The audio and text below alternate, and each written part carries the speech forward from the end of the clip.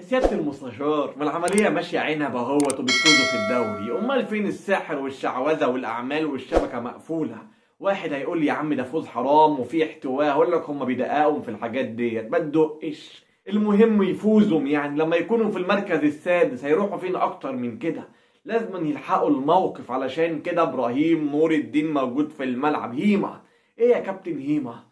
هو انت ما تسمعش عن حاجة اسمها حلال وحرام؟ ضربة جزاء لسموحة اول دقيقة في الماتش، يعني ده حكم الفار قال لك تعالى ما تنفعش تتعدي ولا ما ناخدش بالنا منها، تعالى شوفها عشان تحسبها. رحت هناك المخرج عملها لك ابيض واسود. ايه بنسمعوا فيلم المين عشان تجيبوه ابيض واسود وتضلموا الشاشة؟ لكن برغم تضليم الشاشة ضربة جزاء واضحة. قال لك لا، احسبها ايه؟ كابتن تيفا يزعل مني ولا كابتن ابو العلا؟ لا، خلي العمليه ماشيه، الزمالك في ازمه واحنا لازم نحل الموضوع، عشان بعد كام دقيقه ضربه جزاء يعني حسبها للزمالك على سموحه ما فيهاش اي حاجه.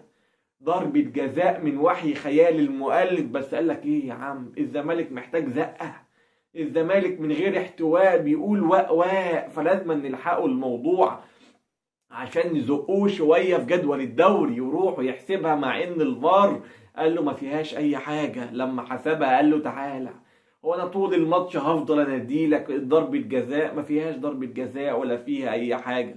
قال لك لا ده ضربه جزاء، ورجع صفر ضربه جزاء. عشان كده زيزو دخل ضيعها، الاخ او الكابتن رامي قال لك عدل ربنا وشاور للسما، يعني بيقول لك ربنا قال لك انت بتقول ربنا تعالى خد انذار، وبدأ يوزع انذارات على اللعيبه. ايه ملبس عندك سبوع في العيله الكريمه وبتوزع يعني حاجات حلوه؟ لا ده انذارات يا كابتن.